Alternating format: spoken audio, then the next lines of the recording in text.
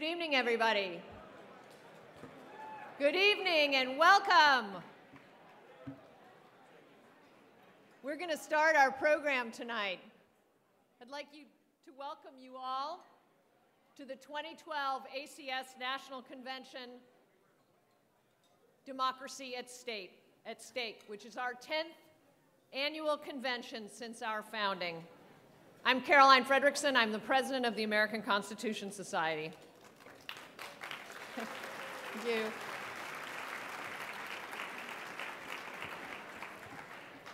I want to thank all of you for your commitment, your dedication, and your eagerness to engage on the tough issues, and your vision in understanding the importance of ACS.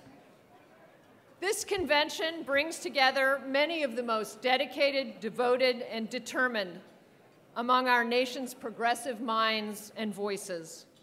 You are the heart of one of the fastest growing and most influential progressive organizations, having a significant impact on our nation's law and policy.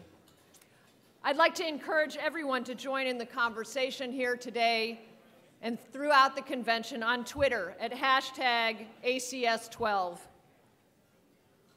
I'd like to take a moment now to thank a few individual people and organizations for their extra special efforts to make this evening.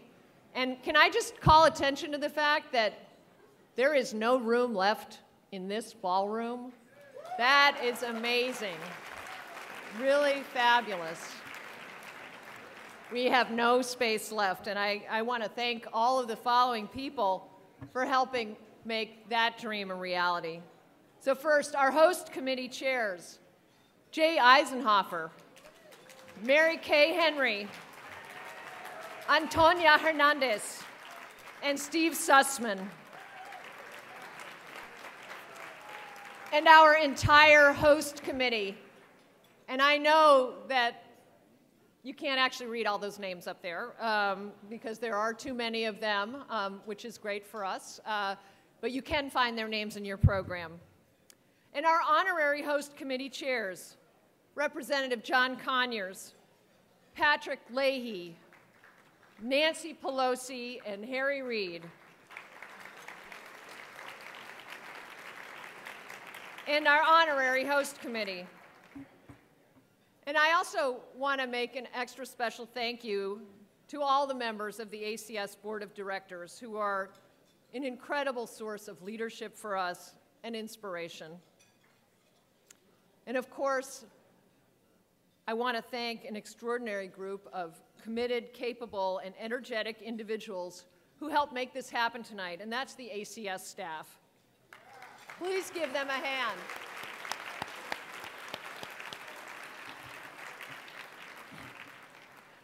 Now, this is also an ideal time to recognize a very special ACS friend.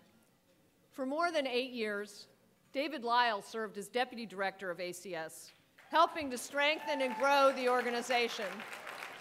And I didn't see David yet tonight, so I don't know. I think he's here, but I would love it if David would stand up.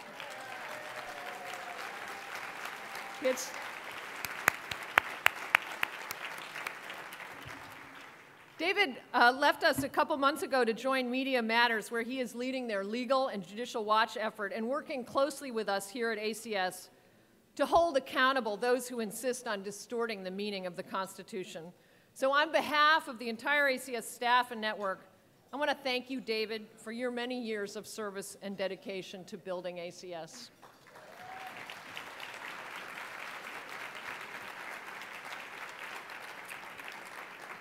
And last, but certainly not least, I want to thank our sponsors who've truly made this convention happen. Our underwriters, AFSCME and Garden City Group, Grant and Eisenhofer, Microsoft and SEIU. Our partners, Lisa Blue Barron, Dubin Research and Consulting, Epic Systems, Facebook, Faith Gay, Google, Kirkland and Ellis, Leif Cabraser, Hyman and Bernstein, Sussman Godfrey, and Wilmer Hale. And our benefactors, and I'm not going to read all of them to you, but you can see their beautiful logos up there on the slide. So please join me in showing our enormous appreciation for all of these generous sponsors and supporters.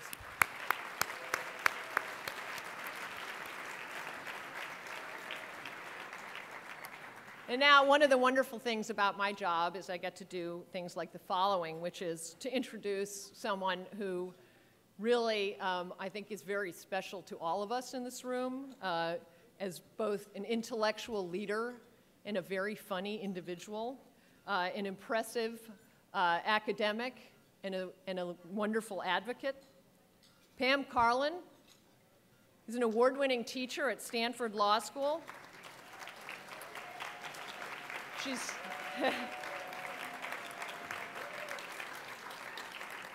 co-director of the school's Supreme Court Litigation Clinic, where students litigate real cases before the court. She's one of the nation's leading experts on voting and the political process. She's served as commissioner on the California Fair Political Practices Commission and as an assistant counsel and cooperating attorney for the NAACP Legal Defense Fund. Before joining the Stanford Law School faculty in 1998, she was a professor of law at the University of Virginia School of Law and was a law clerk to Justice Blackmun. And very important to me, Pam is one of ACS's board members and is a tremendous, tremendous help and intellectual leader in our organization. So I would like to now introduce Pam.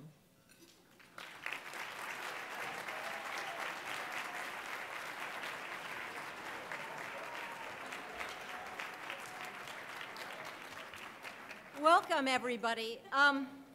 This is a very special day. It's Flag Day. On June 14th, 1777, the Continental Congress passed the first Flag Act, and unlike the Affordable Care Act, I actually can read the whole act to you now. Resolved that the flag of the United States be made of 13 stripes, alternate red and white, that the Union be 13 stars, white in a blue field, representing a new constellation. In the ACS constellation, there is no star that shines more brightly than Goodwin Liu. Like our flag in the Star-Spangled Banner, he was subjected to an artillery barrage by people who do not appreciate freedom in America.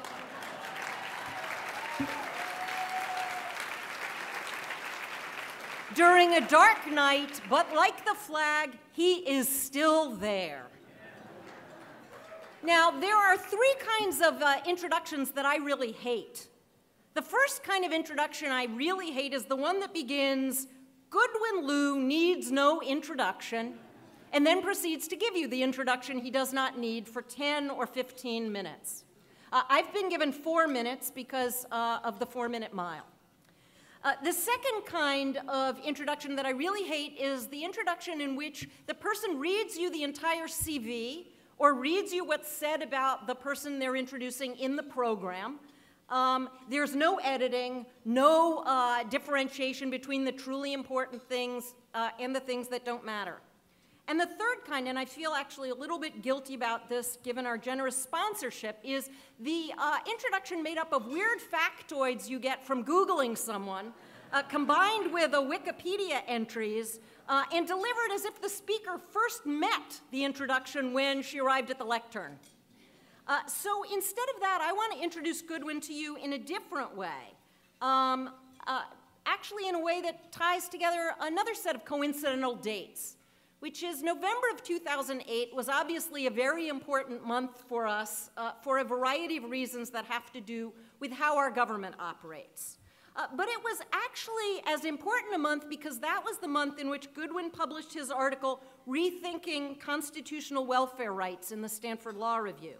I want to read you a short passage of that article that illustrates both the complexity and elegance of Goodwin's thought and also this convention's theme, democracy at stake.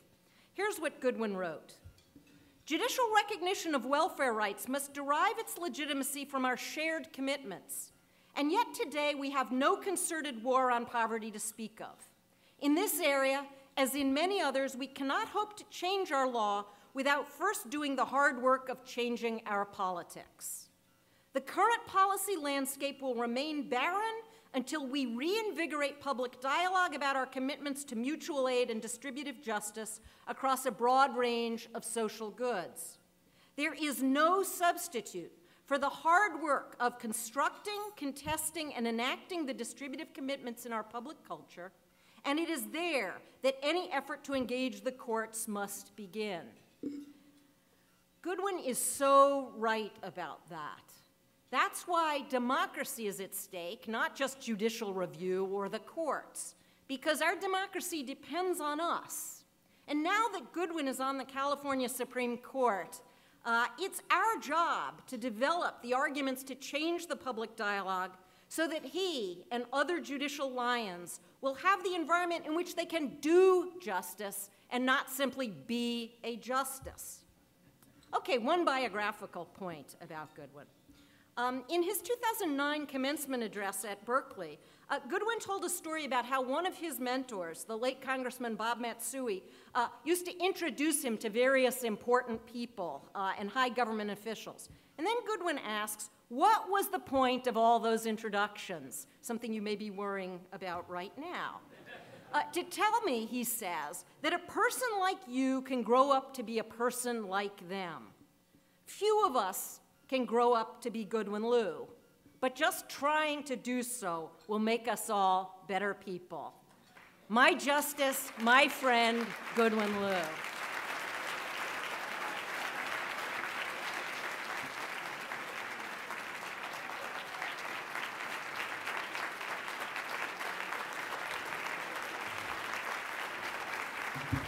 Thank you. Thank you. Thank you all. Thank you. Well, as you can imagine, it's a blessing and a curse to be introduced by Pam Karlan. It's a blessing because you said a lot of nice things, Pam, but it's a curse because it's hard to follow Pam Karlan. Well, what a difference a year makes. All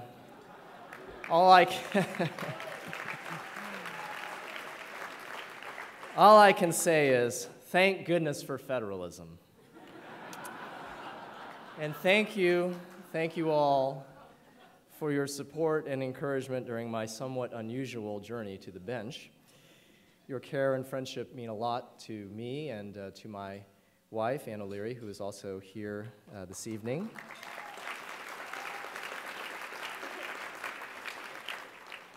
I'm very pleased to be with you at this 11th annual ACS National Convention. And you can think of me as sort of a warm-up act for all the amazing speakers and panels that you're going to see over the next 2 days. How many people are here attending the ACS convention for the very first time? Very first time. Okay. All right. Hope it won't be your last time. How many people have been here for 3 or more ACS national conventions? Aha, see? Probably a plurality of you. Very nice. How many people have been to 6 or more ACS national conventions?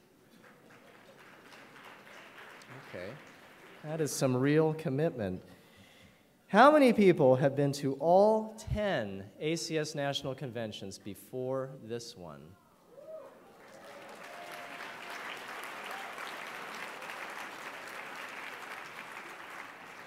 That's not commitment. That's just needing to get a life. Peter. Try going to the beach next summer. I have a few remarks this evening that I hope will provide some mood music for the next 2 days.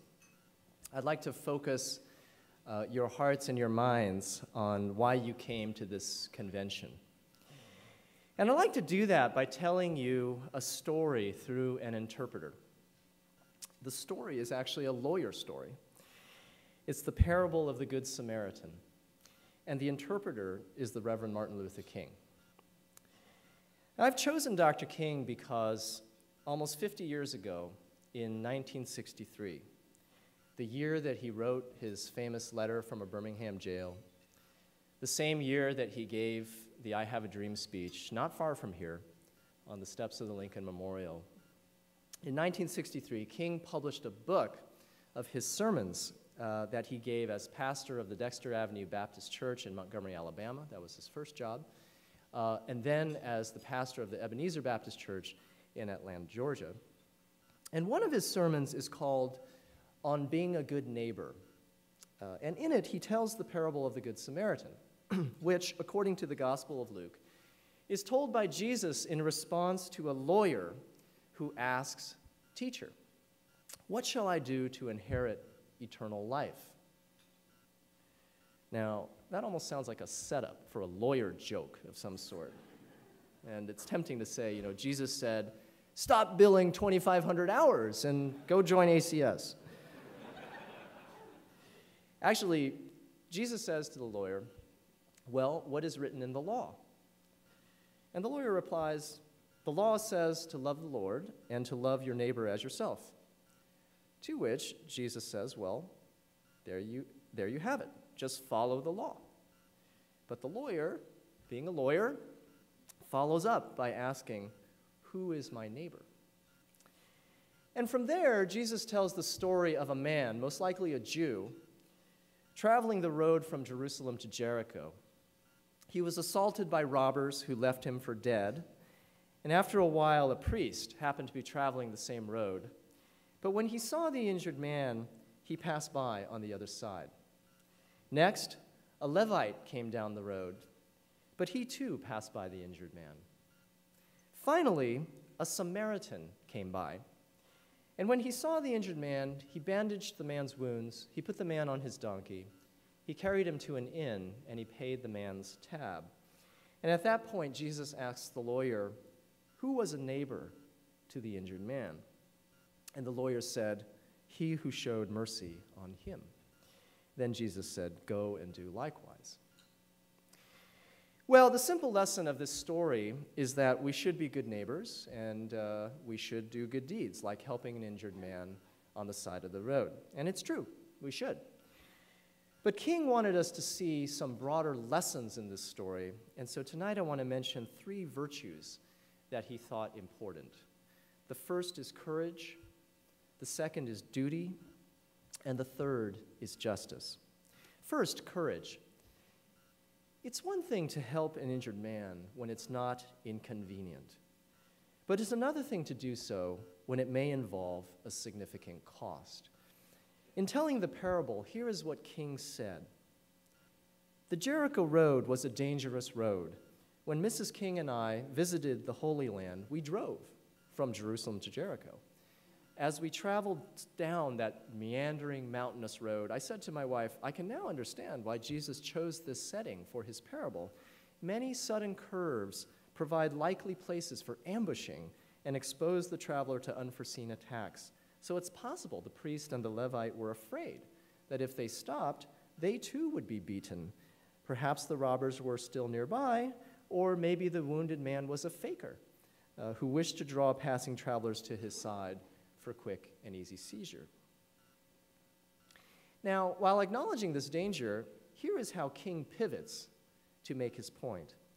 He said, "I imagine that the first question that the priest and the Levite asked was, 'If I stop to help this man, what will happen to me?'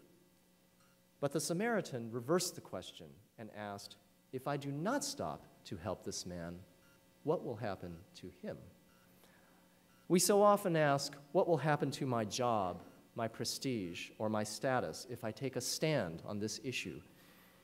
The good man always reverses the question. Abraham Lincoln did not ask, what will happen to me if I issue the Emancipation Proclamation and bring an end to slavery? Instead, he asked, what will happen to the Union and to millions of Negro people if I fail to do it? That's what King said. Now, I'll be the first to admit this is a very high standard. All of us possess some instinct towards self-preservation, and King understood that you have to pick your battles. But the ideal is still a good one. As you know, I had an unsuccessful journey through the Senate confirmation process. My paper trail as a law professor was, shall we say, a target-rich environment.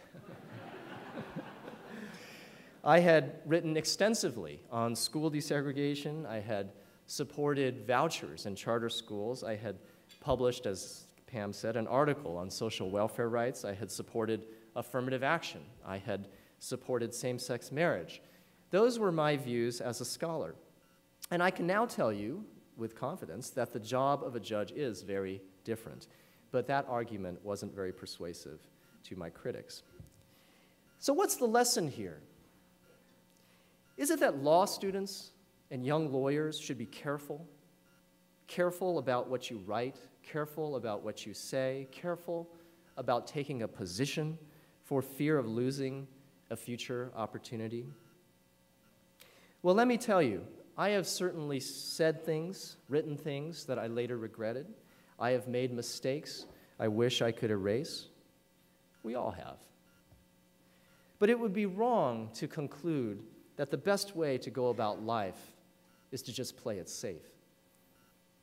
You know, as my friend Don Johnson, who is here tonight, said, in fact, at this very convention 2 years ago, no one goes to his grave seeking an epitaph that reads, "He kept his options open."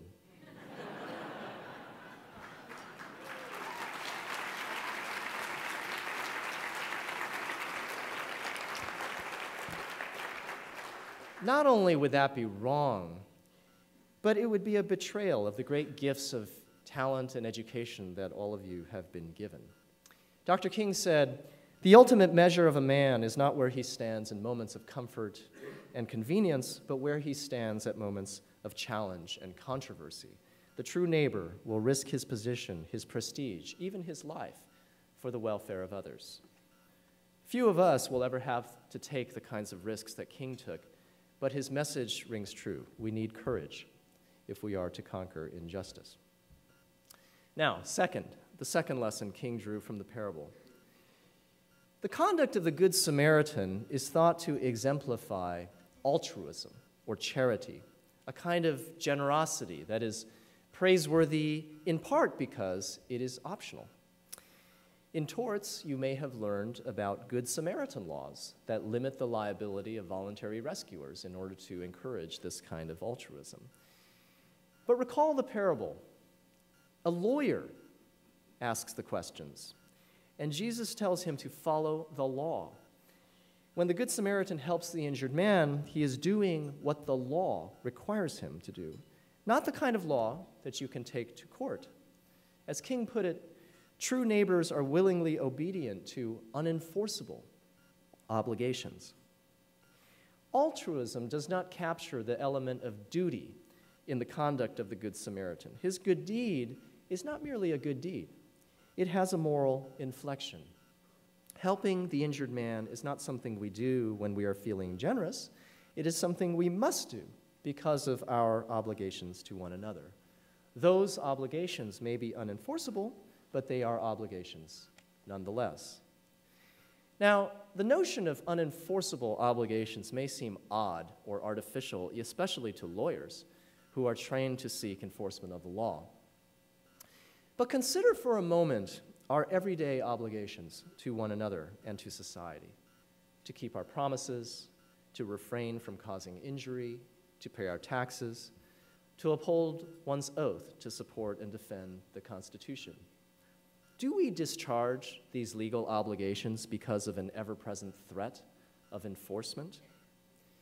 I would submit that most of us do not obey the law out of fear.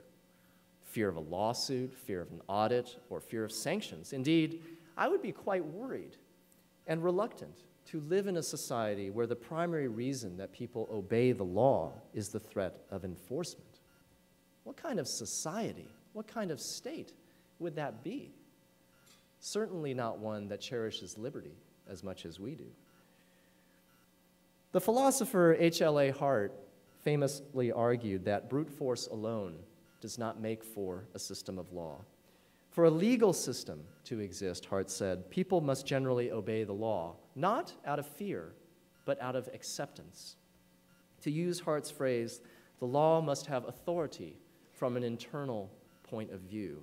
It must make sense to us as insiders within the legal system as members of a political community. For King, the notion of unenforceable obligations was deeply intertwined with his moral vision of an integrated society. You see, the subtext of the parable is that the Samaritans and the Jews were enemies, dating back to Israel's division into two kingdoms 600 years before Christ. When the Samaritan helps the injured man, a Jew, he is obeying the principle, as King put it, that we are tied together in a single garment of destiny, caught in an inescapable network of mutuality.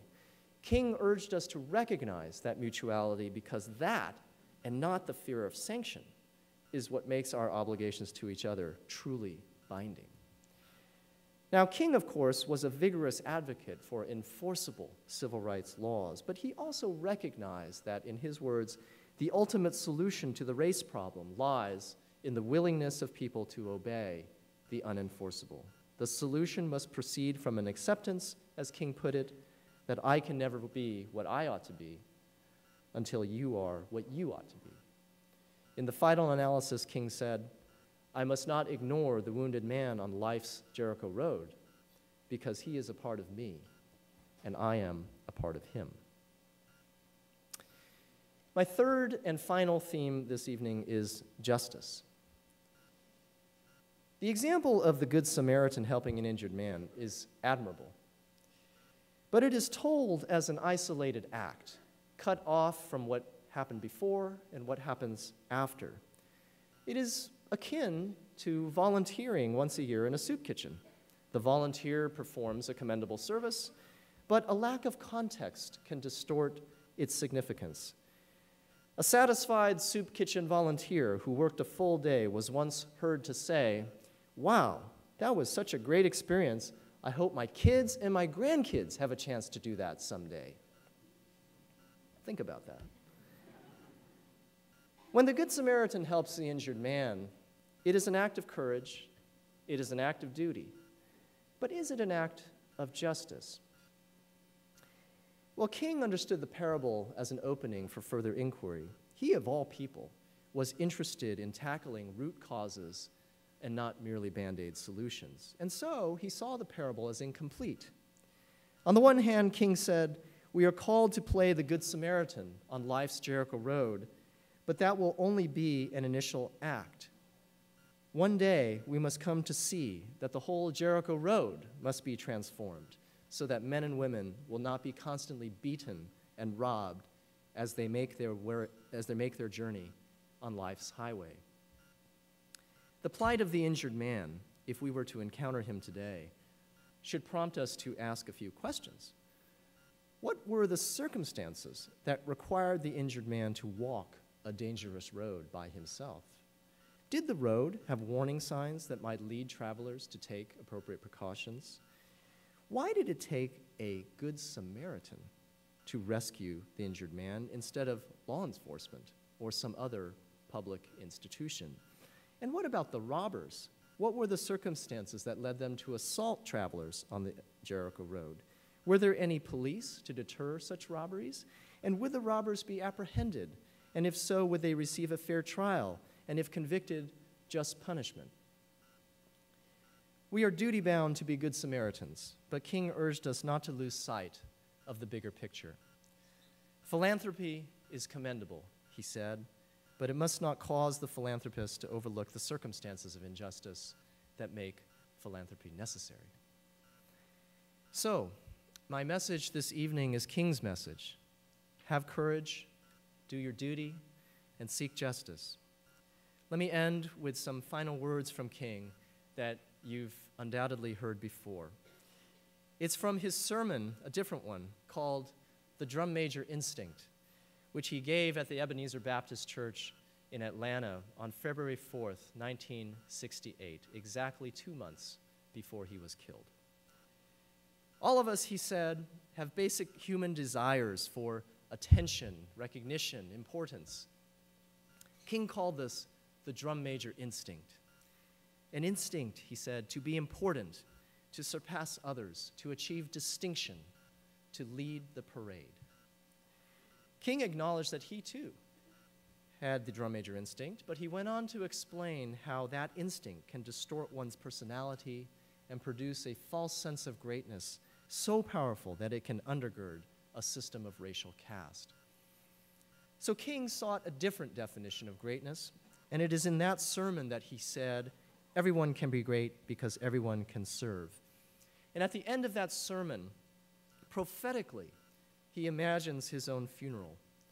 And he said, if you get someone to deliver the eulogy, tell them not to mention his Nobel Prize or his other awards. Tell them not to mention where I went to school, he said. I'd like someone to mention that Martin Luther King Jr. tried to give his life serving others. I'd like someone to say that Martin Luther King Jr. tried to love somebody. I want you to say that I tried to be right on the war question. I want you to say that I did try to feed the hungry. And I want you to say that I did try to clothe those who were naked.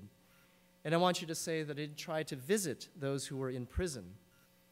And I want you to say that I tried to love and serve humanity. And if you want to say that I was a drum major, say that I was a drum major for justice. Say that I was a drum major for peace. Say that I was a drum major for righteousness. As law students and lawyers, you have chosen a profession devoted to reason and intellect. You have learned to think complex things. You have learned to argue all sides of an issue. You have learned to be careful and to doubt. But as you use that complexity, agility, flexibility of mind that you've developed, don't forget who you are. Don't forget what you believe in. Don't forget why you chose to study the law. Have courage. Do your duty. Seek justice. I look forward to seeing you over the next couple days, and I hope you enjoy the convention. Thank you very much.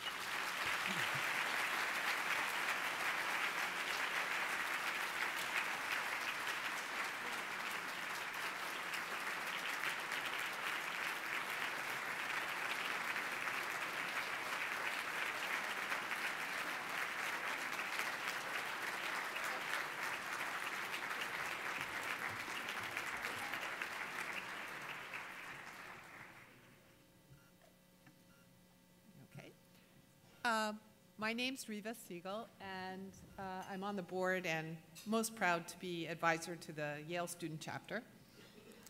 And good evening. I'm Zanelle October, Director of Student Chapters. Wow, I have fans? Fans. We currently have 188 fabulous student chapters. Close to 100 of them are represented here at convention this weekend. Be sure to meet them all.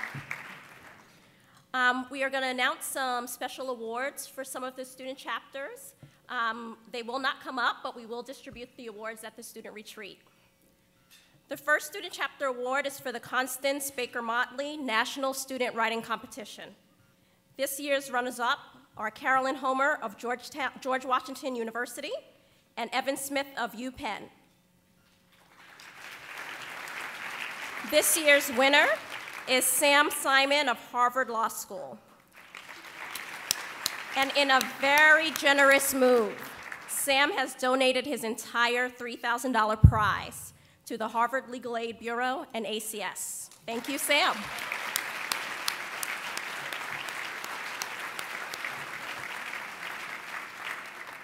So now we're going to move to student chapter awards for programming.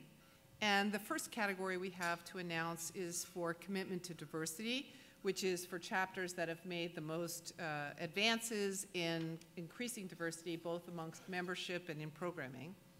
And this year's winners are two: UC Berkeley School of Law and University of Pennsylvania School of Law. Our second programming award is for networking, which is for the chapters with the highest membership percentage, national membership percentage. This year's winners are the University of Chicago Law School and Harvard Law School.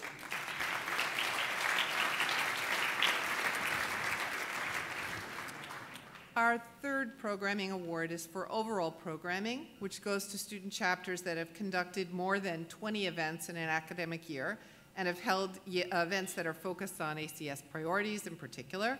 And this year's winners are, we have a list here, Boston University School of Law, Earl Mack School of Law at Drexel, Georgetown University Law Center, Harvard Law School, Louisiana State, we've got fans out there, Louisiana State University Paul Herbert Law Center, Northwestern University Law School, Stanford Law School, Santa Clara University School of Law, the University of Michigan Law School, University of Texas at Austin Law School, UC Berkeley School of Law, UCLA School of Law,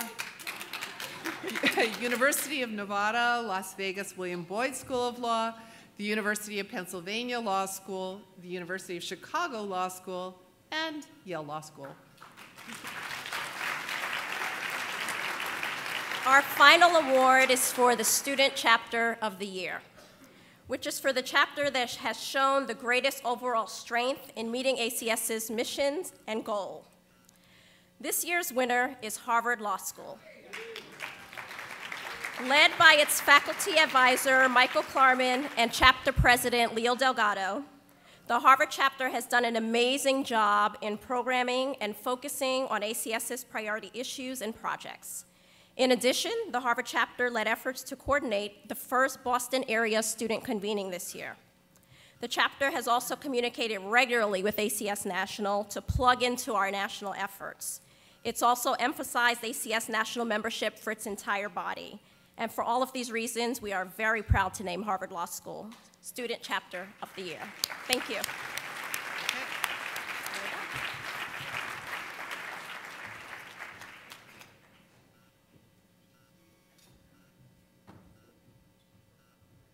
So as just my luck, I have to follow not only Pam Carlin and not only Goodwin Liu, but also our fabulous student chapters. I think at our 30th ACS convention in 2032, we're going to see a lot of the people in our student chapters here as speakers, as board members, and progressive leaders of our country. So I'm very proud to have been with them at the beginning of their careers. So, you know, I spent many years working on Capitol Hill. I worked for Tom Daschle and was chief of staff to Senator Maria Cantwell from Washington State. And I saw very directly the impact that the conservative legal movement had had. So I remember the moment in 2001 when my friend Lisa Brown and Peter Rubin and others helped to found ACS. And I was so excited that we finally had an organization that could counter the right and put forth the progressive view of the Constitution. But we all know there's obviously much work to be done. And our mission is to reverse the conservative tide and work towards a more just society. And the ACS network, which is the heart of this organization, started as a small group of committed supporters a decade ago, now counts tens of thousands of supporters around the country in all areas of the law, in all parts of this nation. We together have created an active and engaged network of lawyers, law professors, students, policymakers, and judges that has an ever-increasing impact nationally, regionally, and locally on our laws and policies and how well Americans understand our Constitution. We put on more than 1,300 events every year to educate, engage, and energize our members and grass-top leaders on the pressing legal issues of the day. And as you've heard, we're very proud to say that we have student chapters at nearly every law school in this country. And we have lawyer chapters in key areas throughout the United States. We have, as Zanel said, around 100 law schools represented in this room by the students who are here today. Through our chapters and our amazing Constitution in the Classroom program, we have armed Americans with the power of knowledge by teaching the Constitution. And many of you here in this room, I know, have helped with that effort. And through that program, we have distributed more than 60,000 pocket constitutions to young students across the country. We remain devoted to nurturing and developing the next generation of legal and judicial talent and cultivating a pipeline of future progressive leaders. ACS and its members are leading discussions, educating policymakers and the public about the key constitutional and legal issues of the day, such as why the Constitution provides Congress with the ability to address national crises, such as the lack of health care, and with the role of regulating our borders, and why the right to vote is so fundamental. Our work addressing issues raised in specific cases, such as the challenge to the Affordable Care Act or Arizona's anti-immigrant legislation, has been in furtherance of a constitutional vision that embraces the progress our nation has made toward full embodiment of the Constitution's core values. These cases are mere examples of the important battle of constitutional interpretation and what it means for our country. They capture our efforts to debunk and reject conservative buzzwords such as original intent and strict construction, and to counter the activist conservative legal movement that is working to erode the Constitution's enduring values. And that's why this year's convention is democracy at stake. Think about the issues before us. An interpretation of the Constitution is being advanced that would return our nation to a dark era before the New Deal. There's a growing number of spiteful and oftentimes racist anti-immigrant state laws. There are multiplying attempts to restrict the voting rights of minorities and seniors. And we all recognize the egregious impact that unregulated money has had on our electoral system. There are obviously many more challenges in front of us, but I think if you look at your convention program, you will see that we will have a fulsome and very exciting discussion of these issues and many others in the days ahead. We are in this fight for the long haul. We are not merely tilting at windmills. It is not an impossible dream to want to see an America that guarantees access to justice, strives for equality, and defends democracy and the rule of law. While detractors called him mad, Don Quixote himself declared, "To surrender dreams, this may be madness, and maddest of all, to see life as it is and not as it should be."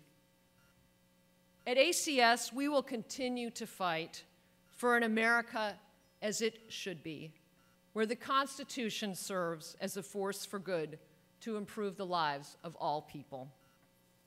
Thank you, and enjoy your dinner.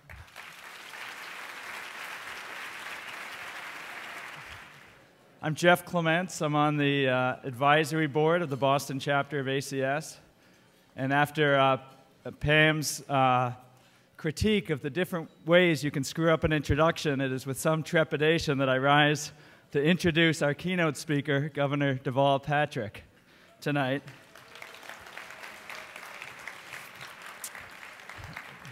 Governor Patrick is a friend of mine and of yours, a founder in many ways of ACS, which I will mention more about. But first, his role of governor of the Commonwealth of Massachusetts. Governor Patrick was elected in 2006. That's one way you can screw up an introduction.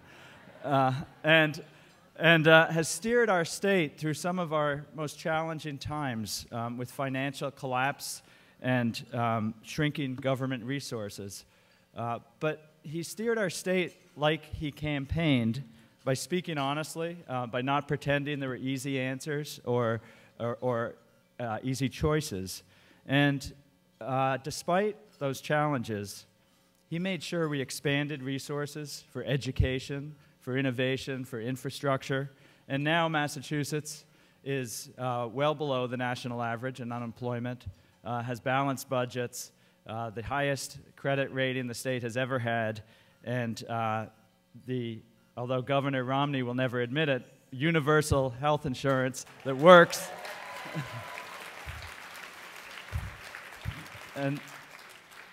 the reason Massachusetts people and every child in Massachusetts has health insurance is in very large measure because of Governor Patrick's implementation of this program, and it is popular and it works, and we're very fortunate for that.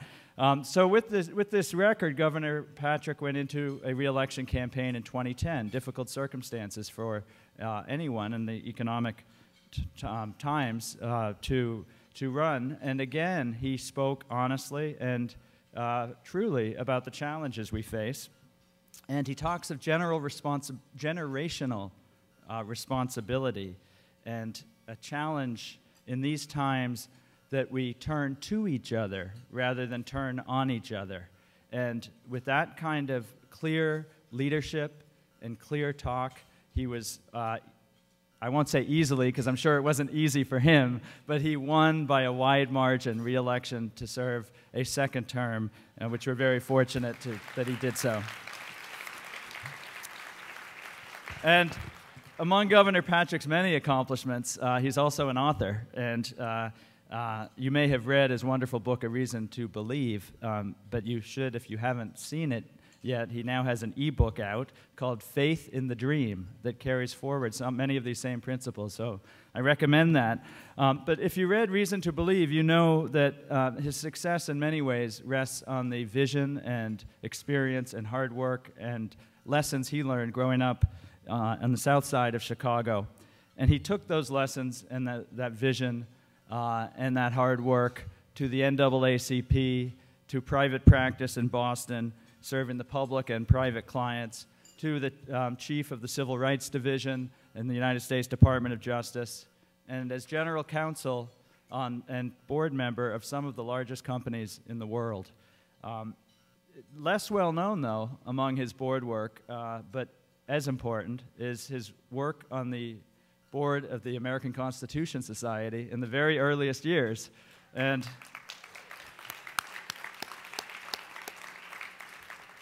Governor Patrick can be counted with Peter Rubin and others in this room as pioneers that made this all possible, that made the American Constitution Society possible. And thanks to their vision and their work, we can now count on ACS to play the critical role that it's playing in our national effort for fidelity to our constitutional principles of liberty and equality and justice. And now, several years ago, after the Goodrich decision in the Massachusetts Supreme Judicial Court ruled that government cannot discriminate in marriage, in civil marriage, and, well, thank you, Massachusetts Supreme Judicial Court. You know, Governor Patrick was asked what his reaction was, and his response, once again, was as straightforward and clear and as it was rooted in the principles of our Constitution. He said simply, "Our Supreme Judicial Court got it right, because all it did was affirm the principle that people come before their government as equals." And with that kind of leadership, that clarity, yep,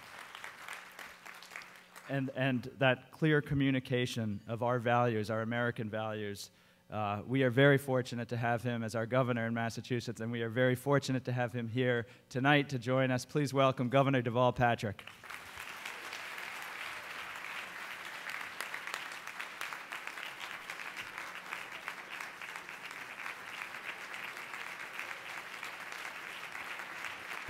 Thank you very much. Thank you all very much. Jeff, thank you for that kind introduction and for your vital leadership in responding to the Citizens United decision. We need you. We need you. I'm glad to be back with all my friends from the American Constitution Society. I want to acknowledge all of the elected officials who are here, the members of the Honorable Court. I especially want to acknowledge and thank Goodwin Liu. He talked about how hard it is to come to this podium after Pam Carlin. I, for one, feel little trepidation coming to this podium after him, and I'm just glad that dinner was in between that and this. To the American Constitution Society and all of those who support it, we need you too. We need you to be the intellectual counterweight to those who seem determined to take this country back to some romanticized version of the 17th century. I, for one, don't know why they think those were the good old days. For people like me and many of you in this room, those days were not that good.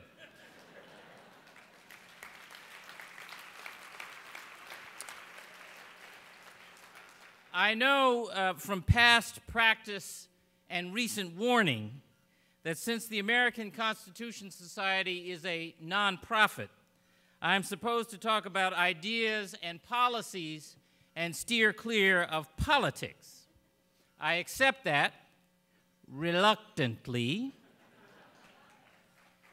But you ought to know that while we here stay dutifully clear of politics, over at the Federalist Society, political outcomes are all they are talking about. So you better talk about it sometime in the next couple of days here in this convention. Relax, Caroline, relax. Anyhow, this organization is not about campaigns. It's about ideas and ideals. And that is perhaps fitting even in this election season because more than any one candidate, more than any one race or policy, what's at stake right now is the American dream. You know what I'm talking about. It's the dream of pilgrims who built a life of religious freedom in an unknown wilderness. It's the dream of immigrants who fled oppression in other lands for the hope of a better life and still do today. It's the dream of your moms and dads from small towns and big cities all across the country who scraped and saved so you could get an education and not have to struggle as hard as they did. It's your story and your neighbor's story, and it's my story too. Our youngest daughter, Catherine, graduated from college a couple of weeks ago. And sitting, it's pretty great. Sitting at her graduation ceremony, I found myself reflecting on the difference between her journey to that milestone and my own more than 30 years before. As Jeff said, I grew up on the south side of Chicago much of that time on, who's here from Chicago? They're always the rowdy ones. Much of that time on welfare. I lived there with my mother, my sister, my grandparents, and various relatives who came and went in our grandparents' two-bedroom tenement. My mother, my sister, and I shared one of those bedrooms and a set of bunk beds. You go from the top bunk to the bottom bunk to the floor every third night on the floor. I went to big, broken, overcrowded, under-resourced, and sometimes violent public schools. I can't remember a time when I didn't love to read, but I don't actually remember owning my own book until 1970, when I got my break through a scholarship to Milton Academy, a boarding school outside of Boston. For me, that was like landing on a different planet. Now, our daughter Catherine's early experiences were, to put it mildly, very different. She's always had her own room, for most of her life in a big house in a leafy neighborhood in a suburb of Boston. By the time she got to high school, she had already traveled on 4 continents. She knew how to use and pronounce a concierge. And she had shaken hands in the White House with the President of the United States. When Catherine was in kindergarten, her class was studying the changes in the seasons: summer, fall, winter, spring. Her homework assignment was to describe the 4 seasons to Mom and Dad. So she proceeded confidently and in complete detail to describe her several visits to the 4 Seasons Hotel here in Washington, D.C. She said, first you drive up and the doorman takes your car. 5 years old. 1 generation. You understand? 1 generation. And the circumstances of my life, my family's life, were completely transformed. Now, that story may not get told as often as we'd like in this country, but it gets told more often in this country than any other place on earth. That is a fundamentally American story. To be able to imagine a different way for yourself and your family, and then to reach for it, that is the American dream. Well, my friends, for far too many today, the American dream is up for grabs. Thanks to the global economic collapse, thousands and thousands of people have lost their jobs, their savings, their homes. Many, maybe some of you here, have lost confidence. We have a choice about the best way to reclaim that dream. It's coming up in just a few months. One option says everyone is on his or her own. That view says that if we just shrink government, crush unions, cut regulation, and wait, all will be well. That view says that cutting taxes for the most fortunate and letting student loan costs increase not only stimulates the economy but is fair. That view says that it is better to let the United States default on its debt than take a balanced approach that both cuts some spending, including on the military, and raises some taxes to pay down yesterday's bills and invests in our future. That view says that taxes are bad because government is bad, that people ought to be left on their own to figure it out on their own, and good luck. Now, we have to acknowledge that there is little intellectual honesty in that option. As you see, the same folks who say that government should be small and spending should be limited were responsible in the previous administration for the biggest run-up in the size of the federal government and a federal spending spree like never before. The same folks who say that government should stay out of our private affairs want government to tell a woman whether to keep an unwanted pregnancy and all the rest of us whom we can marry. The same folks who say that religious fundamentalism is a danger abroad are busy promoting it right here at home. But still, so that's one option on how to restore the American dream. There is another option. That view says that while government can't solve every problem in everyone's life, government has a role to play in helping people help themselves. This view, shared, by the way, by the very business leaders lionized by the other crowd, says that you can't grow without a growth strategy and the investment to enable it. This view says that the best strategy is to invest in education, in innovation, and in infrastructure, because no business or private individual takes responsibility for this on his, her, or its own, because we have a common stake in these outcomes, and because history tells us this strategy works. This view of government thinks it was a good idea to save the American auto industry from extinction, to save the American financial industry from self-destruction, to save the American economy from full-blown depression. This view says we ought to care whether women receive equal pay for equal work, and that love of country, not love of another, should determine who gets to serve in the military. This option says that government is not bad, it's us. It's us. It's just the name we give to the things we choose to do together. This is my view. I believe, on the whole, it's your view. I know it's the view of President Barack Obama and not the view of Tea Party Republicans. This view also says that health care is a public good, and that in America in the 21st century, everyone should have access to affordable, high-quality care. I know something about this last point. I come from Massachusetts. In 2006, in my state, a Republican governor working with a Democratic state legislature, a Democratic United States senator, and a broad coalition of business, labor, and healthcare leaders and patient advocates came together to invent Massachusetts healthcare reform.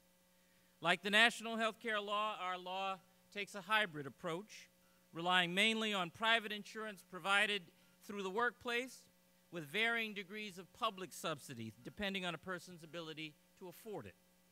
The bill took effect the day I took office. Today, 5 years later, more than 98% of the people of Massachusetts are insured, 99.8% of children. No other state in America can touch that. Universal access is a reality in Massachusetts today, and we've achieved that while avoiding many of the calamities the naysayers predicted. There was concern that there weren't enough doctors for universal health care. That hasn't been true.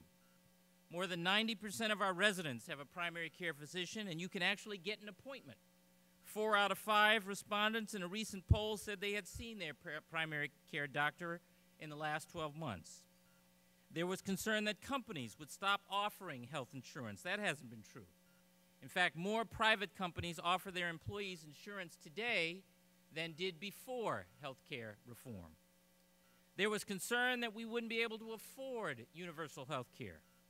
But getting to 98% coverage has added about 1% to state spending.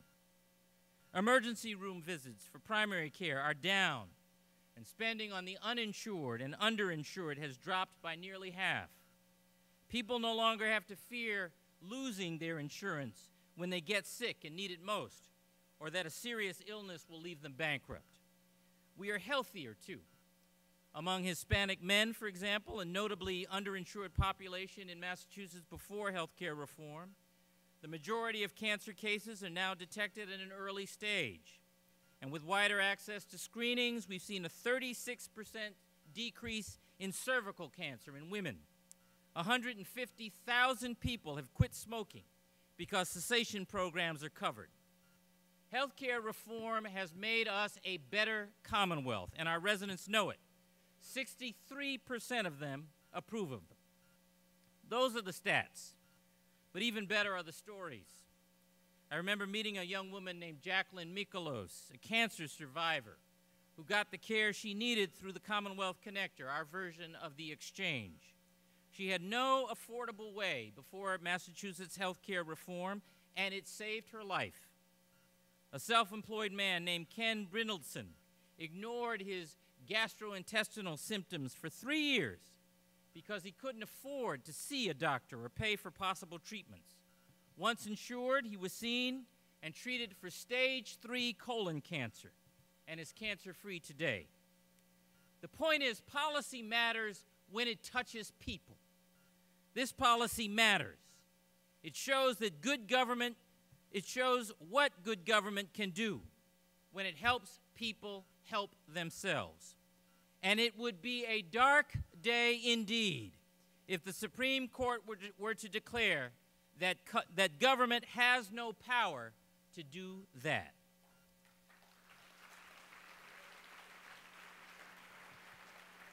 This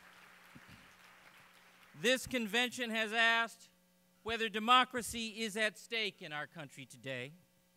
I think the stakes are even higher.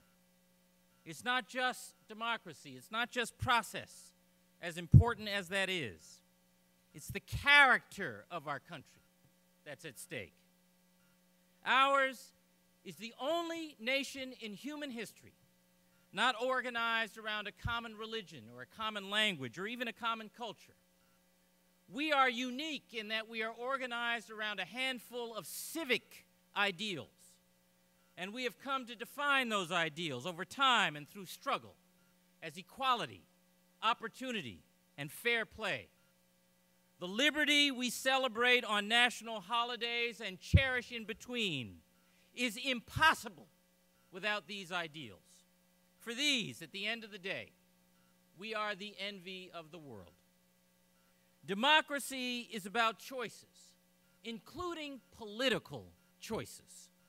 So ACS, don't ask me to talk about democracy at stake without talking about politics. For a lot of people,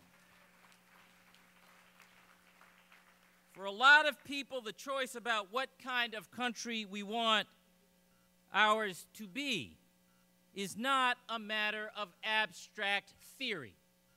It's a matter of real life. The Orchard Gardens Elementary School in Boston was chronically underperforming on every measure. Its record was poor, its spirit was broken, and its reputation was a wreck. No matter how bad things were in any other urban public school, you'd hear them say, well, at least we're not Orchard Gardens. Thanks to a whole host of new rules and tools made available by our legislature, Orchard Gardens is turning itself around. They've improved attendance, engaged parents. They extended the school day by an hour and a half and filled it with experiential learning and art and exercise and music.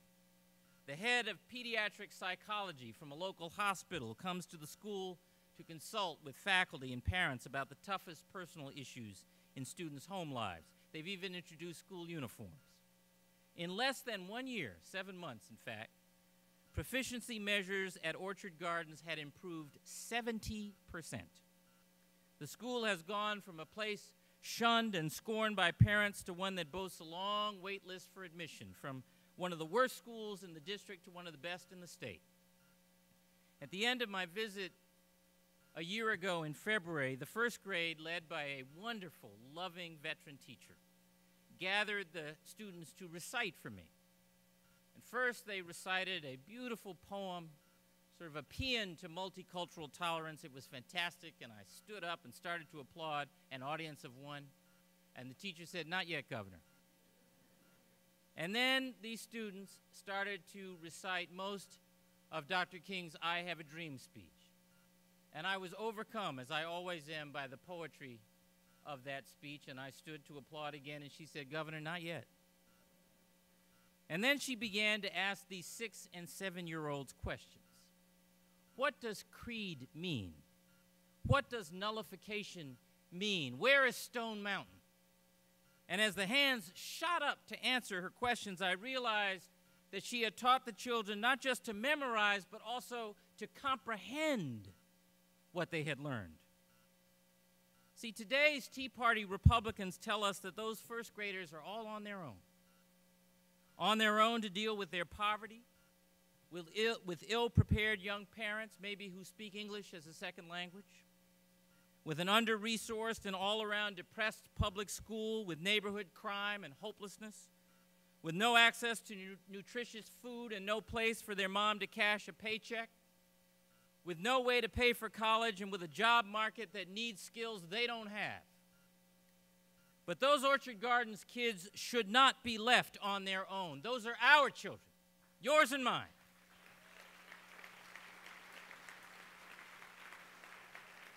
And among them are the future scientists, entrepreneurs, teachers, artists, and civic leaders we desperately need.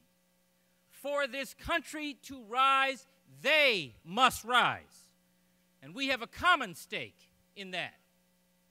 We have a common stake in their equality. So we make the schools work better for all children. We have a common stake in their opportunity. So we make ways for them to get the training and preparation they need to participate in and help shape the innovation economy of tomorrow. We have a common stake in ensuring that the systems by which they are measured and held accountable are fair, that the playing field itself is level. We work for good government because good government makes these things possible. We do it because faith in the American dream still defines what it means to be America. And it means something if it means something in the lives of all children. So,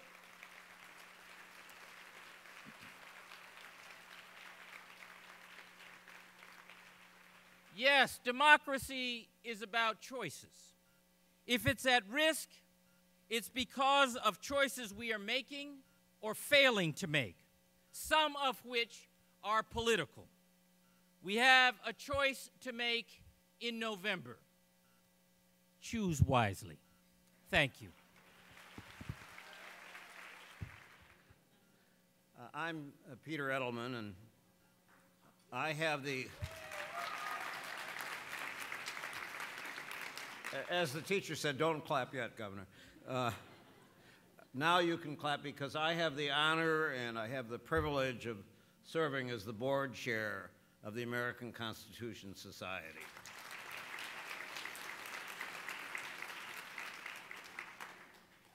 One more time, let's thank Governor DeVal Patrick.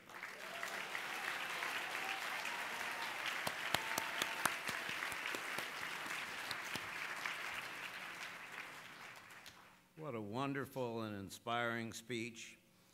I want to say one other word of appreciation and ask you to join in appreciating our wonderful and fabulous President, Caroline Frederickson.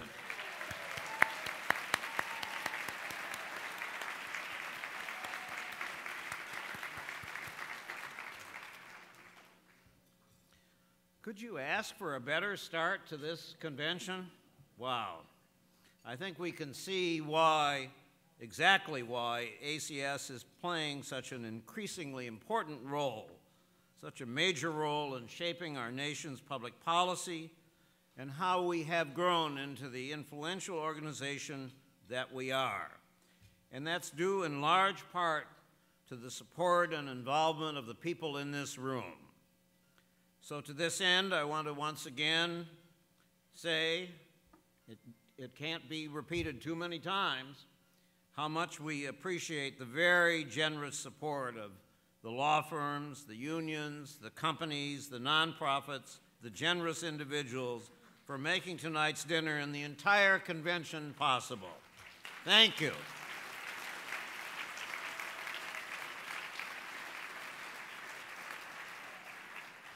You are making a real and important difference. Now comes the reason why they pay me the big bucks to be up here. ACS also has a continuing need throughout the year to support all of the other great work the organization is doing. So I want to call to your attention, this is the highly controversial part of the evening, not the last speech. I want to call to your attention this small contribution envelope that we've placed at each of your seats tonight. While the envelopes may be small, they will fit very large financial contributions, of course. So we welcome whatever donations you can possibly give on top of what you have already done to support ACS. And to make it easier for you, you can drop off the envelopes at the convention help desk at the top of the stairs, right after dinner or at any time during the convention. So thank you in advance for that. Let me remind you that tomorrow morning we'll be back here at 9 a.m. for our next featured speaker, Senator Tom Harkin of Iowa. One of our great, great leaders in our country. Some of you may have some breakfast gatherings scheduled before that, so please check your schedules. That's it. We're supposed to be out of here at 9 o'clock. I yield back a minute. Thank you again. We'll see you in the morning.